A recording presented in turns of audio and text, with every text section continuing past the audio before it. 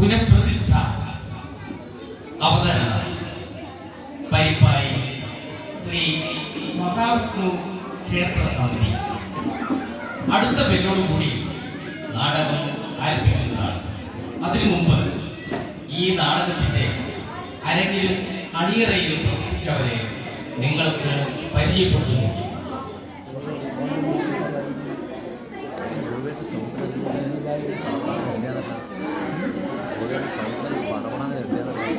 കഥാപാത്രങ്ങൾക്ക് ജീവൻ നൽകിയവർ: MPG Parippayi, Ramadas T, Manoharan KV, Dhanya Santhosh, AK Ramadas, Ananya Biju KV, NG Gautham Kumar.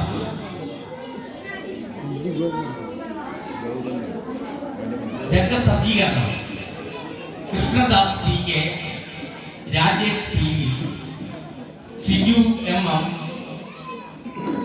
അനർഗ Biju, Baburaj K. രംഗപടം: ആർട്ടിസ്റ്റ് രതീഷ്. ശബ്ദവും വെളിച്ചവും അലങ്ക ശ്രീകണ്ഠപുരം. ദീപവിതാനം ദീപു അലങ്ക. ചമയം Manoharan master, NG Gauthamkumar, Pankajam TK. Music operator Dilsha Venu. പശ്ചാത്തല സംഗീത സംവിധാനം NG ഗൗതംകുമാർ. രചന സർവശ്രീ KMR. തിരക്കഥ സംഭാഷണം സംവിധാനം MPG പരിപ്പായി.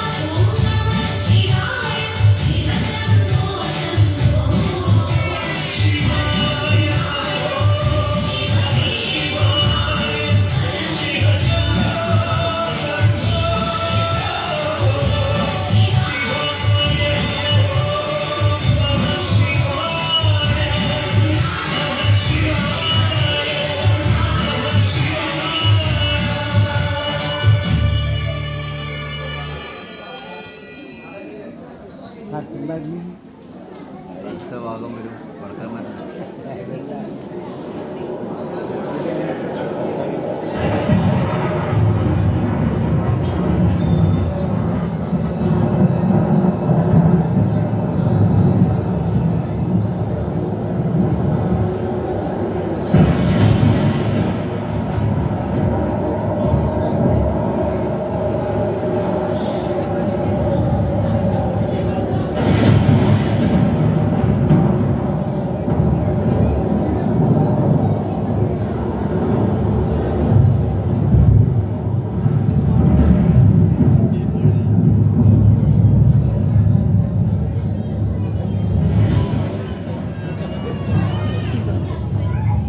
ഭഗവാൻ മഹാവിഷ്ണു തന്റെ ഇഷ്ടദേവനായ പരമശിവനെ പ്രതിഷ്ഠിച്ചതിന് ശേഷം കാലചക്രം വീണ്ടും ചലിച്ചുകൊണ്ടേയിരുന്നു.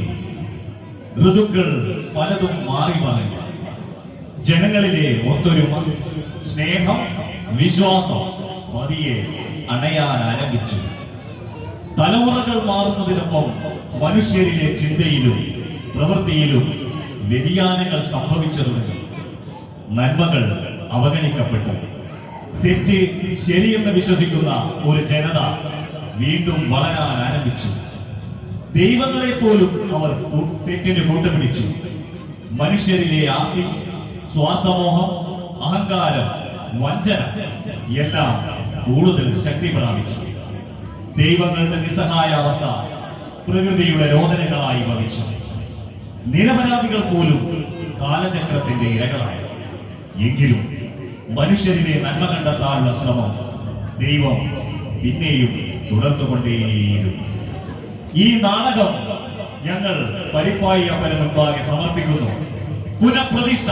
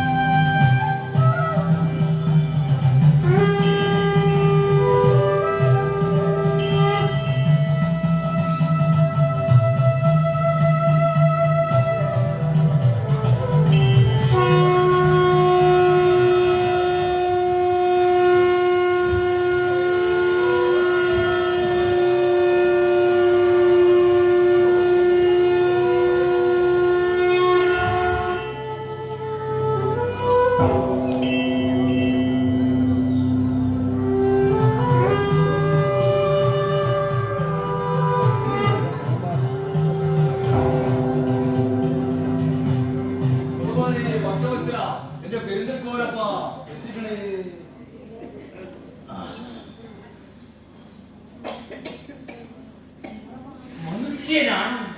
ഞാനോ? അതെ. നിങ്ങൾക്ക് ഭ്രാന്തണ്ടോ? ഞാൻ മനുഷ്യനാണ്. കണ്ടിട്ട് എനിക്ക് സംശയം തോന്നുന്നു. നിങ്ങൾ എന്ത് ഭ്രാന്താണ് ഈ പറയുന്നത്? ഞാൻ മനുഷ്യനാണ്. ഇട്ടിരിക്കുന്ന കണ്ട അറിയില്ലേ ഞാൻ ഒരു പരമഭക്തനാണ്. ദിവസവും 2 നേരം അമ്പലത്തിൽ പോകും. ആ ഭഗവാനെ മനസ്സ് നിറയെ. കമ്മീഷന്റെ ഒരു വിഹിതം ഭഗവാന് കൊടുക്കാനായിരിക്കും. ഞാൻ സത്യമായി നാട്ടിൽ അറിയപ്പെടുന്ന ഒരു കോൺട്രാക്ടറാണ്. ധാരാളം ജോലി എനിക്കുണ്ട്. വീട്ടിൽ ഭാര്യയും 2 പെൺകുട്ടികളുണ്ട്. മൂത്തവളെ വിവാഹം കഴിച്ചയച്ചു. പാലങ്ങൾ പണിതും കെട്ടിടങ്ങൾ നിർമ്മിച്ചും കിട്ടിയ കമ്മീഷൻ മുഴുവൻ സ്ത്രീധനമായി കൊടുത്തു. ഇനി അടുത്തവളെയും ഇതുപോലെ കെട്ടിച്ചേക്കണം. അതിന് സഹായം തേടി ഭഗവാന്റെ അടുത്ത് വന്നതാണല്ലേ. ഭഗവാനെ, ഇതൊക്കെ നിങ്ങൾക്ക് എങ്ങനെ? എല്ലാം ഞാൻ അറിയും. അത് മാത്രമല്ല എന്റെ പ്രതീക്ഷ. സ്വന്തമായി ഒരു ലക്ഷറി റിസോർട്ട്, ഇപ്പോഴുള്ള കാറിനേക്കാൾ 10 ഇരട്ടി വിലയുള്ള പ്രീമിയം കാറുകൾ. ഇയാൾക്കെല്ലാം അറിയാം. പോലീസോ ജെൽസോ കാണുന്നു. ഇവിടെ നിന്ന് രക്ഷപ്പെട്ടെ ഭഗവാനെ, ഭക്തവത്സല നിന്റെ പേരിൽ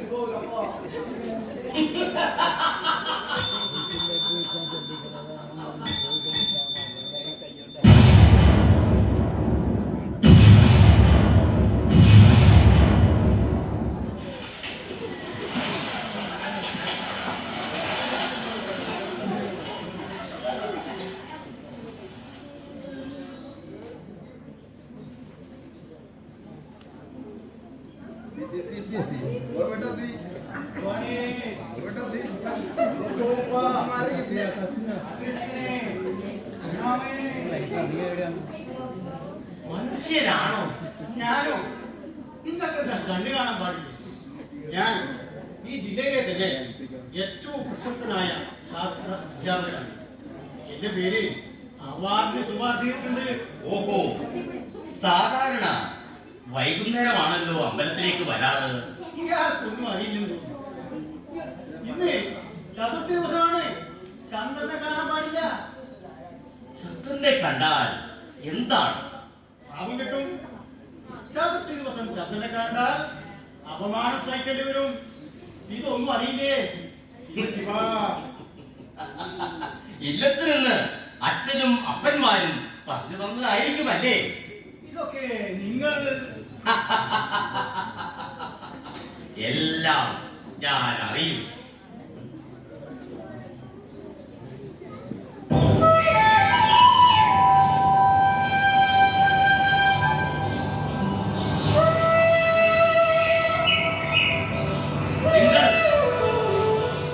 നിങ്ങൾ ഒരു ശാസ്ത്ര അധ്യാപകനല്ലേ? ശാസ്ത്രത്തിനെല്ലാം ഈ ജില്ലയിലല്ല സംസ്ഥാനത്തിന്റെ അതിൽ അധ്യാപനം അറിയോ? ശാസ്ത്രത്തെ പറ്റി അത്ര അഗാധമായി ഞാൻ പഠിപ്പിച്ചിട്ടുണ്ട്.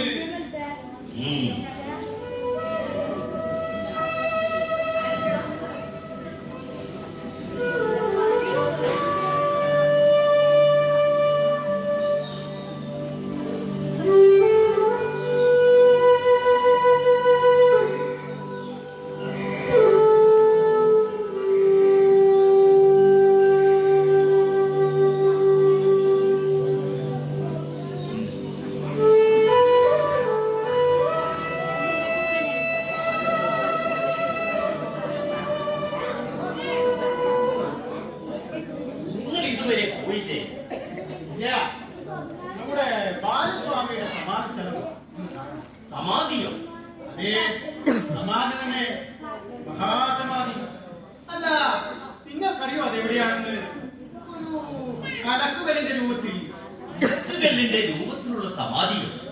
ഞാൻ ഇതുവരെ അങ്ങനെ ഒരു സമാധിയെ പറ്റി കേട്ടിട്ടേയില്ല. ഓ, നിങ്ങൾക്കറിയില്ലേ? പോട്ടെ, നട അടക്കാനായി ഞാൻ ഏതായാലും അമ്പലത്തിലേക്ക് പോയി. ആ, മാഷ് ഇന്ന് സ്കൂളിൽ പോകുന്നില്ലേ? ഇല്ല, ഇന്ന് വളരെ നേരത്തെ ഭക്ഷണം കഴിച്ച് വീടിന്റെ വാതിലും ജനലും എല്ലാം അടച്ച് അതിനുള്ളിൽ തന്നെ ചതുർത്ഥി ദിവസം ചന്ദ്രനെ കാണാൻ പാടില്ലല്ലോ അല്ലേ? ഈ ഭ്രാന്തനോട് സംസാരിക്കുന്ന ഞാനല്ലേ വിധി. ഭഗവാനേ പെരുന്തക്കോലപ്പ കാത്തുരക്ഷിക്കണേ കർത്താവേ.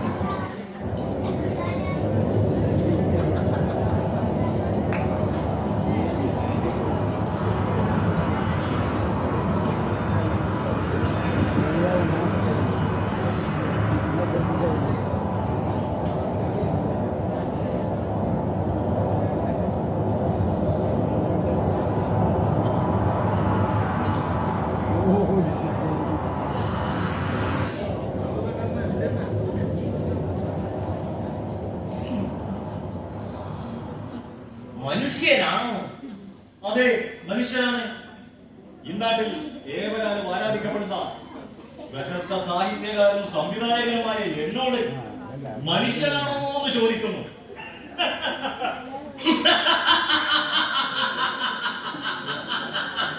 സാഹിത്യകാരനോ? അതിനെന്താ തെളിവ്? തെളിവോ? എടോ, എനിക്ക് ഒരു പ്രാവശ്യം ദേശീയ അവാർഡും 2 തവണ അന്തർദേശീയ അവാർഡും ലഭിച്ചിട്ടുണ്ട്.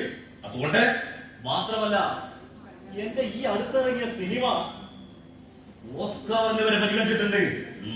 അതുകൊണ്ട് എന്റെ അത്രയും മികച്ച ഒരു സംവിധായകൻ ഈ സംസ്ഥാനത്ത് തന്നെ പറഞ്ഞിട്ടുണ്ടാകില്ല. വേറെ ഉണ്ടെങ്കിൽ അയാൾ ഈ ഭൂമുഖത്തേ ഉണ്ടാവില്ല.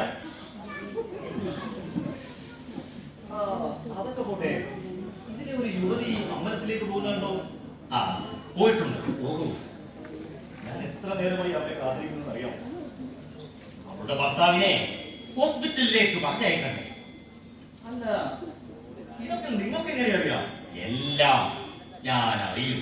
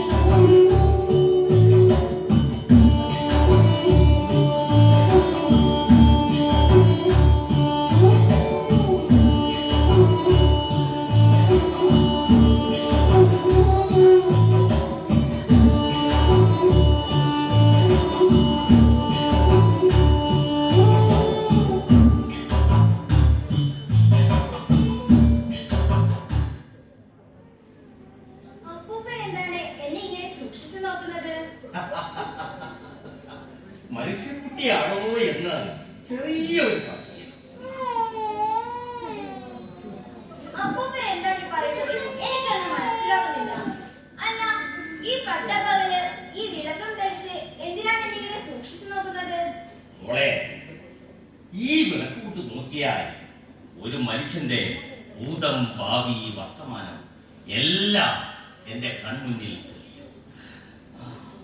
പക്ഷേ മോളുടെ മനസ്സ് ഈ വിളക്കിൽ തെളിഞ്ഞു കാണുന്നില്ല. അപ്പൂപ്പൻ എന്താ ഇവിടെ ഇരിക്കുന്നത്? ഇതിനു മുമ്പ് ഞാൻ ഇവിടെ എവിടെയും കണ്ടിട്ടില്ലല്ലോ. കണ്ടിട്ടുണ്ടാകാം, പക്ഷേ മനസ്സിലായിട്ടുണ്ടാവില്ല. ആട്ടെ, മോൾ എങ്ങോട്ട് പോകുന്നു? ഈ അപ്പൂപ്പന്റെ ഒരു കാര്യം, വേഷം കണ്ടാൽ അറിയില്ലേ അമ്പലത്തിലേക്കാണെന്ന്? അമ്പലത്തിൽ പോകുന്നത് എന്തിനാണ്? ഭഗവാനെ കാണാൻ. ആ പെരും തൃക്കോവിലപ്പനെ തരാൻ ഞാൻ നിത്യവും അമ്പലത്തിൽ പോകാറുണ്ട്. ഭഗവാനെ പ്രാർത്ഥിക്കുന്നത് എന്തിനാണ്? ഈ അപ്പൂപ്പൻ ഒന്നും അറിയില്ല. ഭഗവാനെ പ്രാർത്ഥിച്ചാൽ ധാരാളം മാർക്ക് കിട്ടും. ഫുൾ എ പ്ലസോടെ പാസ്സാകും. അതെന്തിനാണ്? നല്ല മാർക്ക് കിട്ടിയിട്ട് വേണം കോളേജിൽ ചേരാൻ. എന്നിട്ട് MBBS എടുത്ത് ഒരു ഡോക്ടർ ആകണം.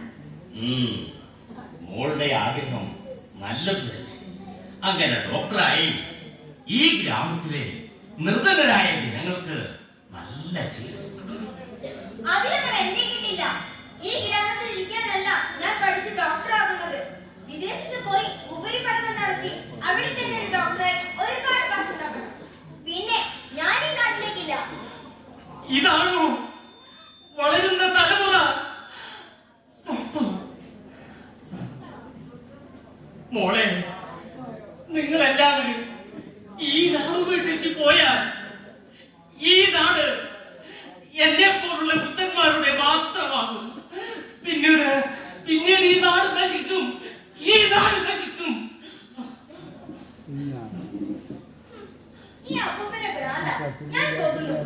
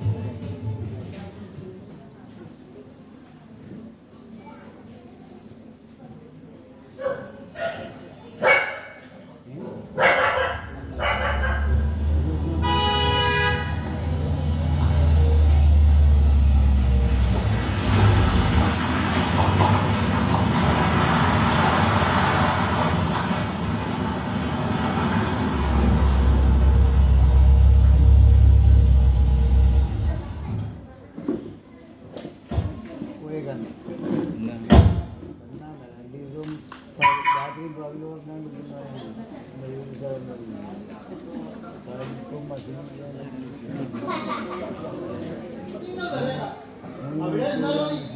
ഞാനേ ഇതേ ഇതാ വന്നു.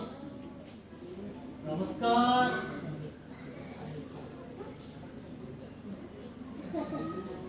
ഹലോ. ഇല്ല ഇല്ല, ഈ ആഴ്ച ഞാൻ തലസ്ഥാനത്തേക്കില്ല. മോൾക്കേ മെഡിസിൻ അഡ്മിഷൻ കിട്ടി. ഇല്ല ഇല്ല, ഇന്ന് മുതലേ ദുരിതാശ്വാസ ഫണ്ട് പിരിവുണ്ടേ. ഏത്? ശരി.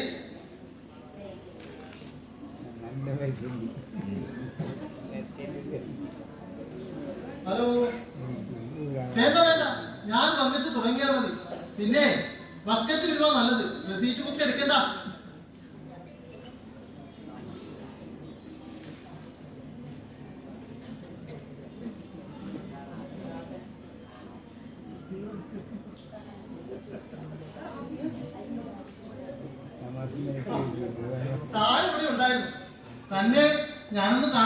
വിചാരിച്ചിരിക്കുകയായിരുന്നു. ശ്രീധരേട്ടനോട് ഞാനങ്ങ് വീട്ടിലെത്തിക്കില്ലേ? എത്തിക്കണമല്ലോ. തന്റെ ഓരോ വർക്കിലും ഞാൻ അങ്ങ് തലപ്പത്തെടുക്കുന്ന റിസ്ക് ചെറുതൊന്നുമല്ല. അതിനുള്ള നന്ദി ഒന്നും ഉണ്ടാവും. നന്ദിയൊന്നും വേണ്ട. ഇതുണ്ടായാൽ മതി. കഴിഞ്ഞ മഴയ്ക്ക് താൻ പണിത ഹോസ്പിറ്റൽ കെട്ടിടം താഴ്ന്നു വീട് എത്ര പേരാ മരിച്ചതെന്ന് ഓർമ്മയുണ്ടല്ലോ. ശ്രീധരേട്ടൻ, അതൊക്കെ പിന്നെ പറയാം. അവിടെ ഒരാൾ ഇരിക്കുന്നു. ആണത്ര ശരിയല്ല. കുഴപ്പമില്ലെന്നേ. ആയിക്കോട്ടെ, എനിക്ക് ഇത്തിരി തിരക്കുള്ള ദിവസമാണ്. ഹോസ്പിറ്റൽ കെട്ടിടം താഴ്ന്നതിന്റെ ദുരിതാശ്വാസ ഫണ്ടിലുണ്ട്. ഇത് കാണണം. ശ്രീധരേട്ട, കഴിഞ്ഞ ദിവസം നിങ്ങൾ ആ കവലയിൽ വെച്ച് മദ്യവർജനത്തെ പറ്റി ഘോരഘോരം സംസാരിക്കുന്നത് കണ്ടു. എന്നിട്ടാണോ നിങ്ങൾ ഇപ്പോൾ എന്നോട് മദ്യം വാങ്ങാൻ പറഞ്ഞത്? നമ്മൾ രാഷ്ട്രീയക്കാർ അവിടെ ഒന്ന് പറയും, ഇവിടെ മറ്റൊന്ന് ചെയ്യും. ജനിച്ചാലും മരിച്ചാലും കല്യാണത്തിനും കയറി താമസം ഇതില്ലാതെ എന്ത് ആഘോഷം? രാഷ്ട്രീയക്കാർക്ക് എന്ത് വാങ്ങാറോ? ശ്രീധരേട്ട, കഴിഞ്ഞ ദിവസം നിങ്ങൾ ആ തെക്കേതിലെ ശാന്തയുമായി കളിയുള്ള കാര്യം ഇത് ഇത്ര പേര് നാട്ടിൽ പാട്ടായി എന്നെ കുറിച്ച് അപവാദം പറഞ്ഞില്ല. പിന്നെ മറക്കണ്ട, മറക്കൂല. നമസ്കാരം.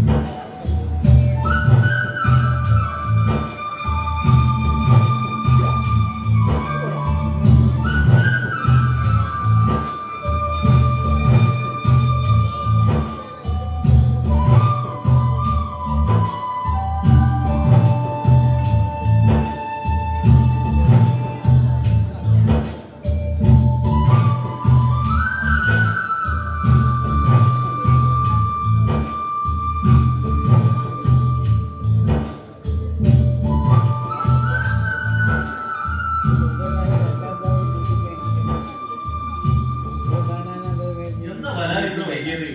ഞാൻ എത്ര നേരമായി കാത്തിരിക്കുന്നു. അത് മോഹൻ തിരക്കുള്ള ഒരു ഡോക്ടറല്ലേ, ഹോസ്പിറ്റലിലേക്ക് പറഞ്ഞേക്കാതെ എനിക്ക് എങ്ങനെ ഇവിടെ വരാൻ പറ്റും? രാവിലെ നേരം പുലർന്നാൽ തുടങ്ങും രോഗികളെ കൊണ്ടുള്ള ശല്യം. സത്യത്തിൽ അതൊരു വീടാണോ ഹോസ്പിറ്റലാണോ എന്ന് പോലും എനിക്ക് മനസ്സിലാകുന്നില്ല. വല്ലാത്തൊരു ലോകം തന്നെ അത്. അതൊക്കെ കഴിഞ്ഞ കാലം. ഇനി നമ്മൾ പോകുന്നത് ആ സുന്ദരമായ എന്റെ സിനിമാ ലോകത്തേക്കല്ലേ.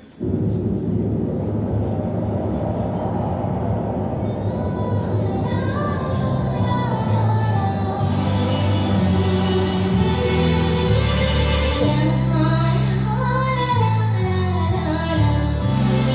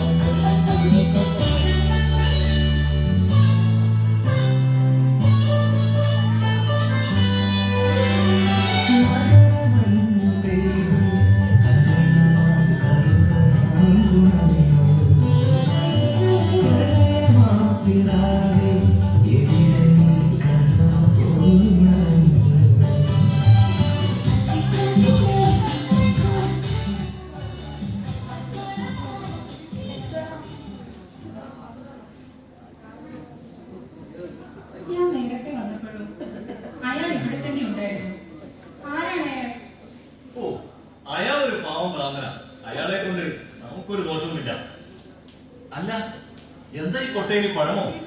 എനിക്ക് വല്ലാതെ വിശക്കുന്നു. ആ പഴയ തരൂ. ഇത് ഭഗവാന് നേരിടാനുള്ളതാ. പൂജ തുടങ്ങിയിട്ടില്ല. ഭഗവാന് പൂജ, പഴം, ഇത് ഞാൻ എടുക്കോ?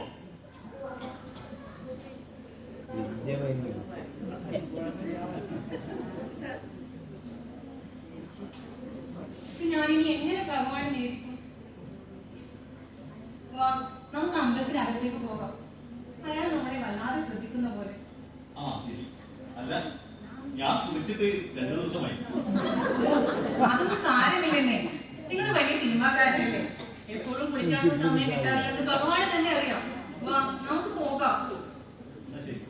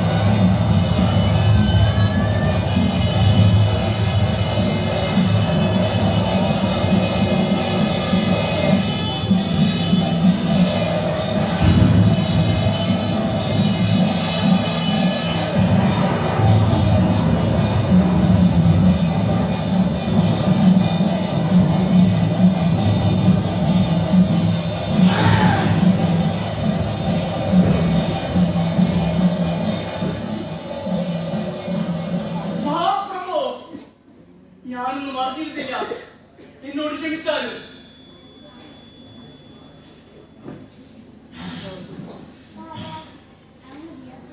ഈ അമ്പലത്തിനകത്തേക്ക് നമ്മെ അന്വേഷിച്ച് പോയവർ ആരൊക്കെയാണെന്ന് നിനക്കറിയുമോ?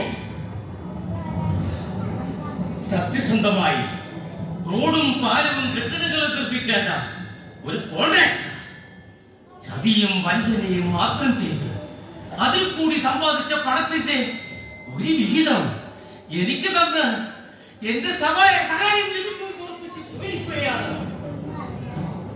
ചന്ദ്രഗോളത്തിന്റെ പ്രകാശമേൽക്കുന്നത് പോലും പാപമാണെന്ന് വിശ്വസിക്കുന്ന ശാസ്ത്ര അധ്യാപകരുടെ കൈകളിലാണ് ഇവിടത്തെ തലമുറ. സമ്പന്നരാകാൻ ഏത് നീചപ്രവൃത്തി ചെയ്ത മനുഷ്യവർഗങ്ങൾ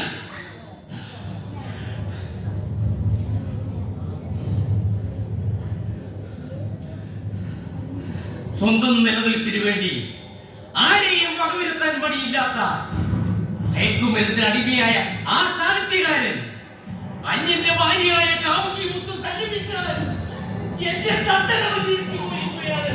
ഈ അമ്മനം ചുട്ടിയാൻ നീറാക്കും. പ്രഭു ശാന്തനായാലും അങ്ങ് ശാന്തനായാലും അങ്ങയുടെ കോപത്താൽ ഈ അമ്പലം മാത്രമല്ല ഈ നാട് മുഴുവൻ പ്രളയത്താൽ നശിക്കും. ഭൂമി രണ്ടായി പിളരും.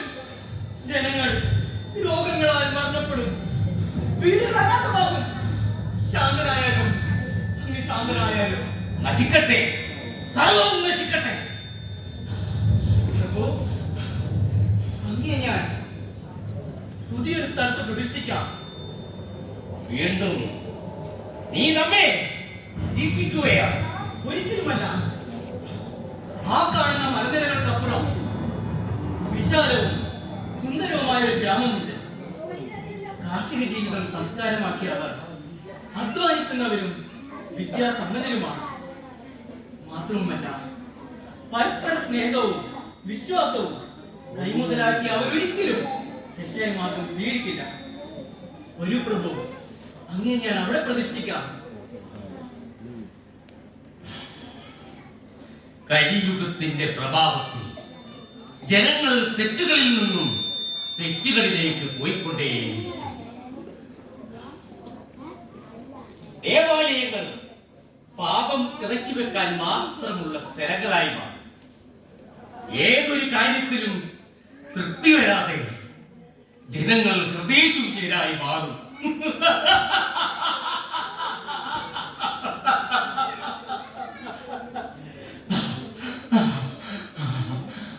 നാം ഇനിയും ഇതുപോലെ നന്മയുള്ള ജനതയെ തേടി പുനഃപ്രതിഷ്ഠയ്ക്കായി അലഞ്ഞുകൊണ്ടേയിരിക്കും.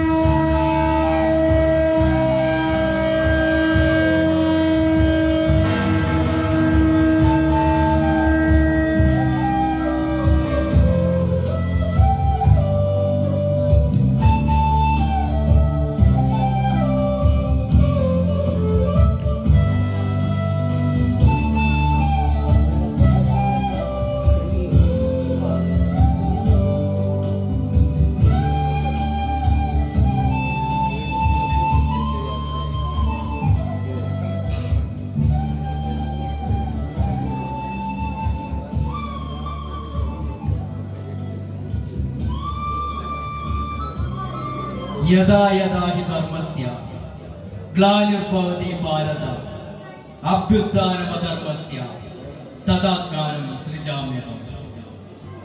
എപ്പോഴെപ്പോൾ ധർമ്മം നശിക്കുന്നുവോ, എപ്പോഴെപ്പോൾ അധർമ്മം തലപൊക്കുന്നുവോ, അപ്പോഴെല്ലാം നാം ജന്മം കൈക്കൊള്ളുന്നു.